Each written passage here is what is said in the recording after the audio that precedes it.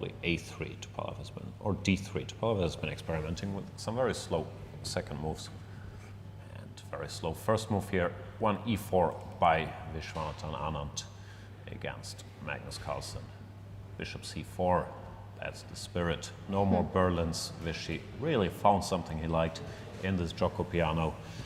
And yeah, we've seen many different variations here. Castles followed by d5, d6 followed by a6, d6 followed by castles, you name it. It has been played in this event.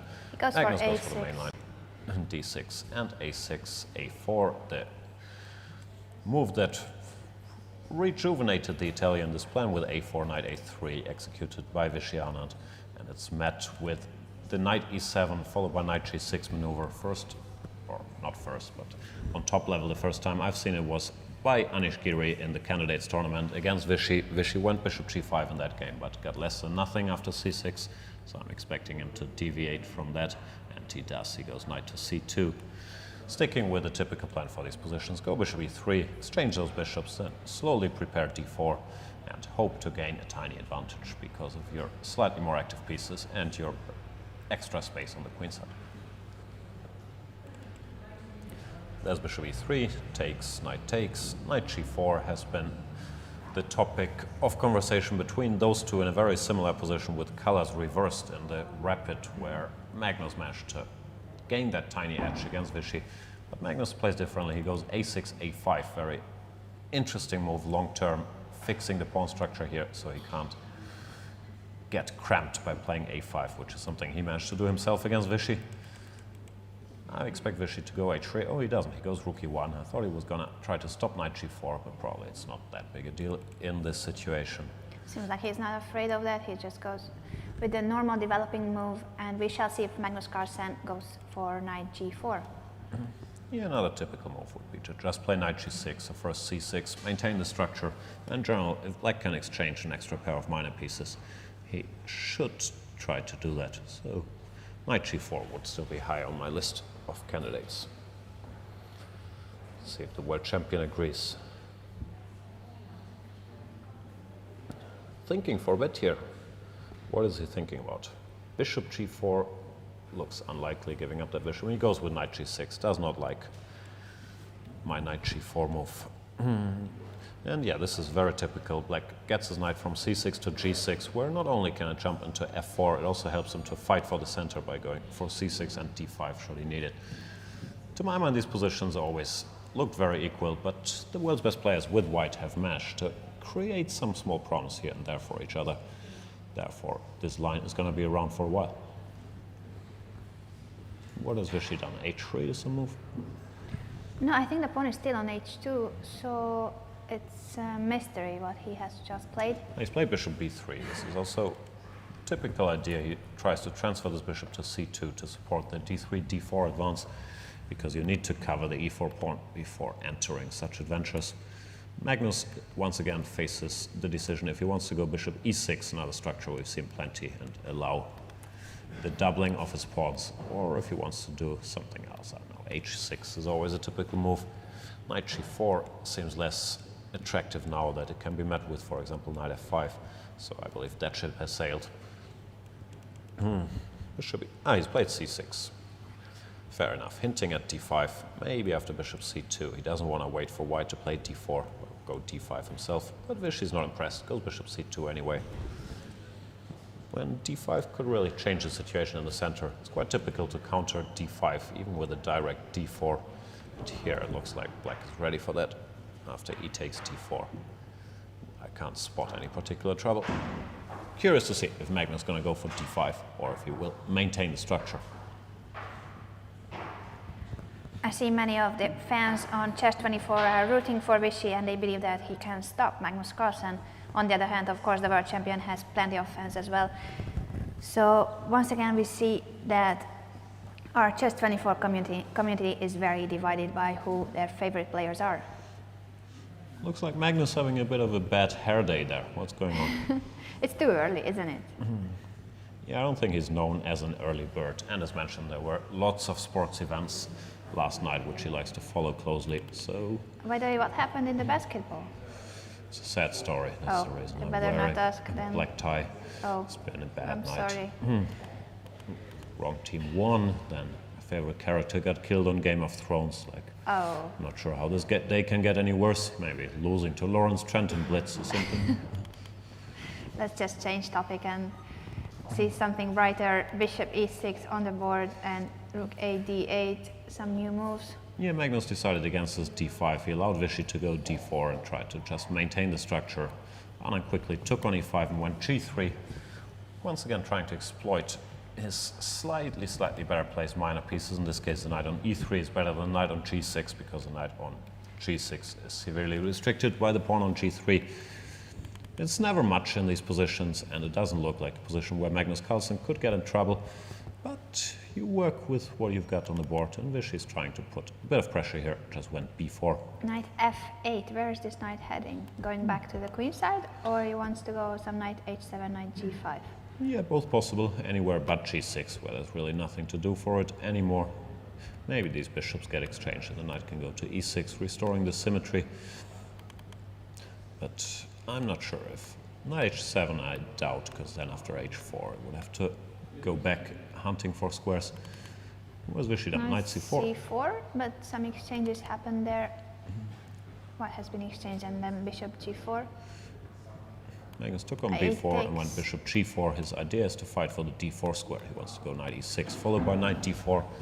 And I like this idea. I believe something's gone wrong for Vishy. And yeah, you can see he doesn't look all that pleased with himself. He exchanges rooks.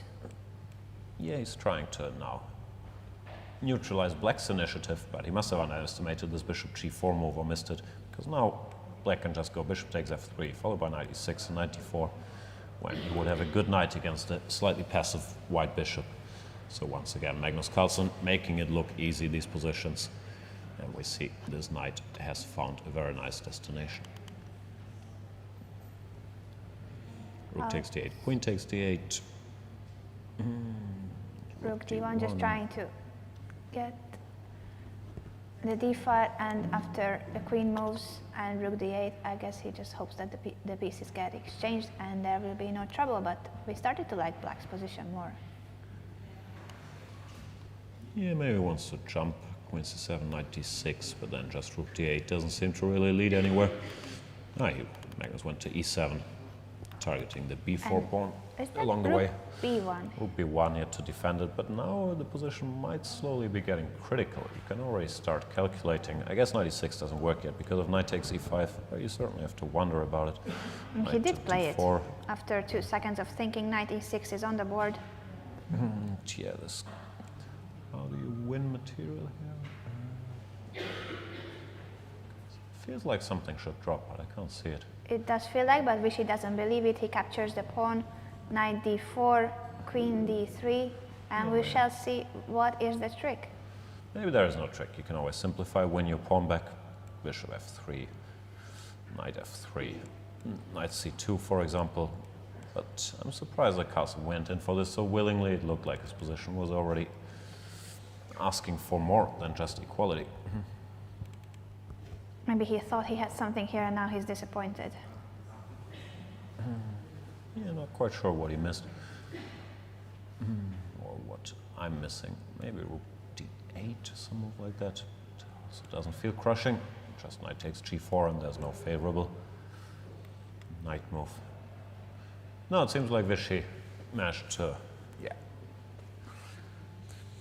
escape here, because had he allowed the knight to d4 with the black pawn still on e5, it would have been a very unpleasant positional grind. While now, if there's nothing direct in the position they have on the board, then the game should just end peacefully. Carlsen's calculating, but he can't think forever. He only has 1 minute, 20 seconds left. Vishy seems to be very relaxed. He has calculated everything under control. But Magnus Carlsen must have missed something, because this isn't what he wanted. Bit of a stare down there by Vishy, giving him the look. What are you doing? d3, knight f3, knight f3. Queen takes And e4. queen e4, simplifying to an equalish endgame. Queen e4, knight e4, and any move, knight d4. Actually, not any move, but probably knight d4. King g2 would run into bishop f3. Rook b3. Oh, b3, interesting. Knight f6, so that the rook could enter the second rank rook e2. Yeah, but it is an equal position now. You have to handle with a bit of care as white. I believe white's pawns are a little more vulnerable, but I'd be shocked if, not shocked, but surprised if this ended anything but peacefully. King g2 by Vishy, bishop e6, Magnus trying to pose new problems by transferring his bishop to d5. Vishy's considering rook e3 here if he's in time to break free of this pin. And he decides, nah, not worth the trouble. I keep my rook on the board to cover this guy. Bishop d5, probably king f1. Here, Magnus, as usual, trying to make something out of very little. King f1 on the board. As you said. Knight g4, asking some small questions like. But now he can take on f3, and there's knight h2. She lost a pawn. Oh, but this isn't just a simple pawn down. Seemed like it. He's relentless, Carlsen. Always manages to come up with small tricks. h3 was a blunder. Can we just go back quickly to that moment in case somebody did not understand it so quickly? h3 attacking the knight, but bishop takes f3, and in case of rook takes, it's knight h2 fork. Indeed. So Vishy Anand has blundered the pawn, and now Magnus Carlsen can try to win this position, which seemed to be just a draw before. Yeah, Magnus inviting the exchange of rooks seems to be confident this position can be won because the pawn on b5 is also a target. If the black king makes it all the way here, this pawn would drop, and it's going to be hard for the white king to centralize because it also has to keep an eye on a potential passed h-pawn. Seems like very good chances for Magnus to convert this. Yeah. At the same time, the battle between the two Americans have finished. Nakamura beat Fabiano Caruana. Is that Vishy Anand resigning? Yeah. So early? I thought he would fight a bit more. No hope left. The king just comes off. Wow, Magnus Carlsen wins again, so he jumps up to 18.5 out of, no, how is that? Not 18.5, it's already 19.5 out of 30. We shall see the standings later, but let's just see the game that's still going on between Aronian and Kramnik. Another Kramnik rook endgame. This time he's missing a bunch of pawns though, so not his vintage grind, but instead a pretty tough defense against Levon Aronian, who just pushed e6, trying to queen his e-pawn. And as far as I can tell, this looks lost for black. It does look hopeless, but maybe we missed something. Maybe Levon missed something. Hg, e7, there's rook h8, which I missed too. And now the position is a draw. Levon messed it up. Was there a way to win it, or it was already a draw? I'm not sure. After h4. Vladimir Kramnik, but it feels like there should be something. But it's not so easy. Rook b4 I was going to say, but then king d3 threatening checkmate. So it could be that there is already a big drawing margin here. I don't know, but Kramnik knows his rook endgame stuff. Managed to keep that one under control versus Levon. Let's briefly see what happened to Fabiano Caruana. Piece down here. Where did he lose that piece? Oh, this is already not looking nice, and after b4, g3, f4 just expanding all the time. Black's pieces are very passive, and now what can you do against queen c7? He had to go rook c8, which is not a nice move, and after rook e7, this is just a piece up. Yeah, looks like he got outplayed by Hikaru. Anish Giri made another draw against Wesley So, but just by drawing his games, Anish Giri is not